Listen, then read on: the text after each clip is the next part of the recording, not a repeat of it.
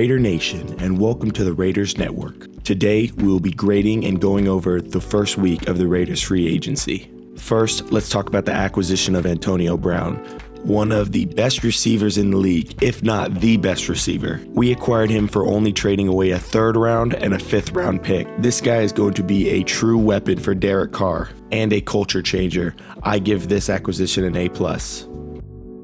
Next up, let's talk about the signing of Trent Brown. He played left tackle and dominated last year in the playoffs for the Patriots. We made him the highest paid left tackle in NFL history. My only concern is that the Patriots and Tom Brady's lightning fast release can make linemen look a lot better than they are. But Trent Brown was a decent player in San Francisco, and he's only 25 years old. I'll give this a B.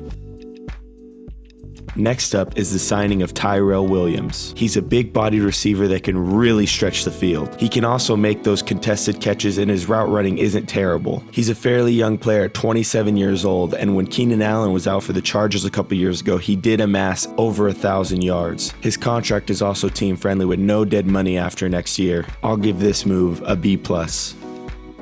Next, we're going to talk about the signing of Lamarcus Joyner, the safety from the Rams. He's been a good, solid player for the Rams the past couple years, but I do have my concerns. He is an extremely versatile player, but he's only 5'8", so this is giving us Carl Joseph, who is only 5'10", and Lamarcus Joyner, who is only 5'8". I do think both of these players are hard hitters and play bigger than their size, but we do have to guard Travis Kelce and Hunter Henry just in our division. He is one of the best coverage player in the league, and he can also play in the slot. He also has a very team-friendly contract with no dead money after the 2019 season. This signing is more of a wait and see how we use him, but for now, I'm going to give it a C. Next up, which is one of my absolute favorite signings, and I think one of the Raiders' best sleeper signings. That is the signing of receiver J.J. Nelson, a true speedster. I will be making an entirely different video breaking down his film and showing you guys why I think he's a true sleeper. But for a quick review, he is a really good player who's gotten better every year he's been in the league, and he has stretched the field, downfield, speed.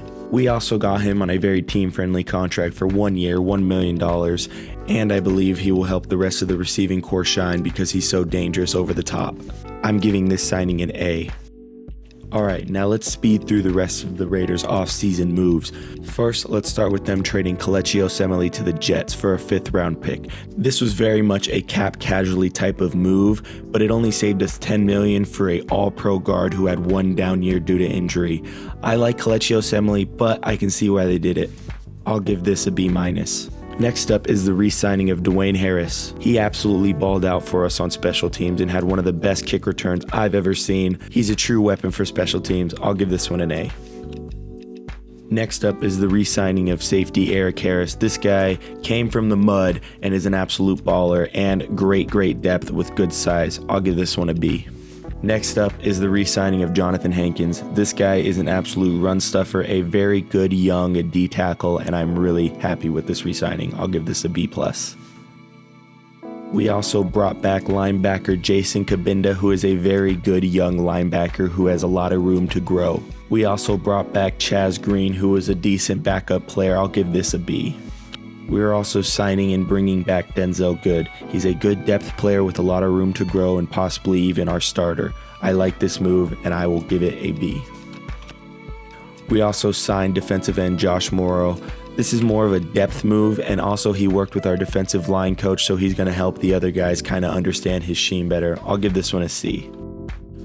We also parted ways with Donald Penn. I believe this is a cap casualty move, but I think it's a good move. He's getting older. He never really was able to come back from his injury too well, and we didn't hang on to him for so long. Good move by both sides. Fresh restart for Penn. Good start for us. We cut A.J. McCarron and Jordy Nelson.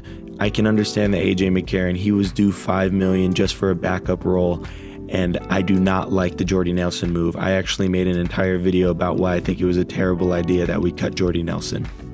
If you want to stay up to date with everything Raiders, make sure you subscribe to the Raiders Network.